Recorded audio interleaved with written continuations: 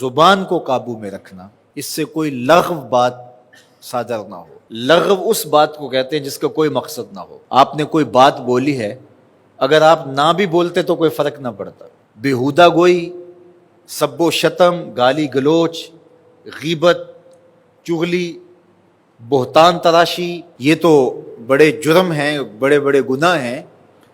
زبان لغویات سے بھی بچی رہے، ایسا کوئی جملہ صادر نہ ہو جو لغو کے زمرے میں آتا۔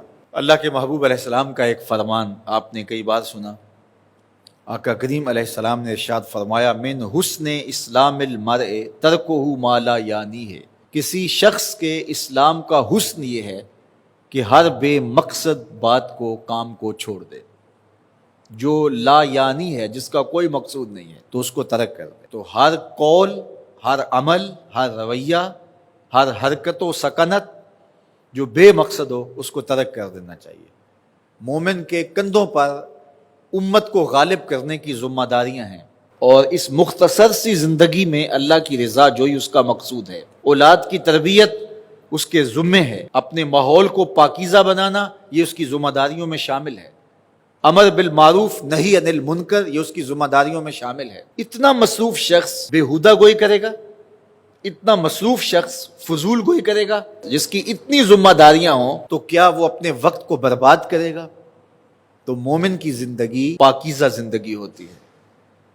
اللہ تعالیٰ جل شانہ نے فرشتہ مقرر کیا ہے، زبان سے جو لفظ نکلتے ہیں، جو کلمات جاری ہوتے ہیں وہ لکھ لیتا ہے۔ ایک ایک چیز ہماری لکھی جا رہی ہے۔ کبھی میں اور آپ اپنا تجربہ خود بھی کریں، ایک دن سویر سے لے کر شام تک ہماری جو روٹین کی زندگی گزرتی ہے، اس میں جو جو ہم نے کیا اس کو لکھیں کہ آج میں نے یہ کیا، یہ بولا، یہ بات کی، یہاں گیا، یہ کھایا، یہ پیا، یہاں بیٹھا، سارے دن کی تفصیلات لکھیں، اور پھر شام کو دیکھیں کہ اس میں لغو کیا ہے۔ تو بہت ساری چیزیں لغو ملیں گی۔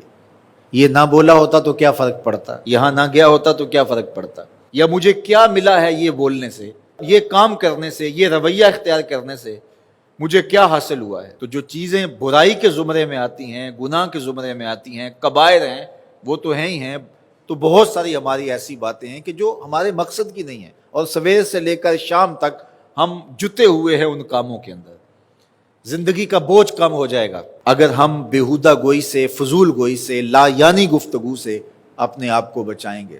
جیبوں کو ہم خالی کرتے ہیں تو کتنی چیزیں ہم نکال کر کے جو ہیں وہ پھینک دیتے ہیں کہ یہ چیزیں ہماری ضرورت کی نہیں ہے، خام خواہ کا بوجھ اٹھایا ہوا ہے۔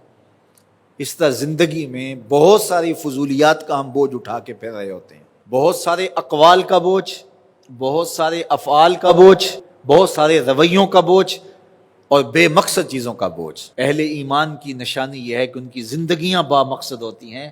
فلاح کامیابی اسی کو ملتی ہے جو لا یعنی کام نہیں کرتا، اور وہ ایک ایک لمحے کی قدردانی کرتا ہے۔ سب سے قیمتی سرمایہ ہمیں ایمان کے بعد جو یہاں دیا گیا ہے وہ وقت ہے۔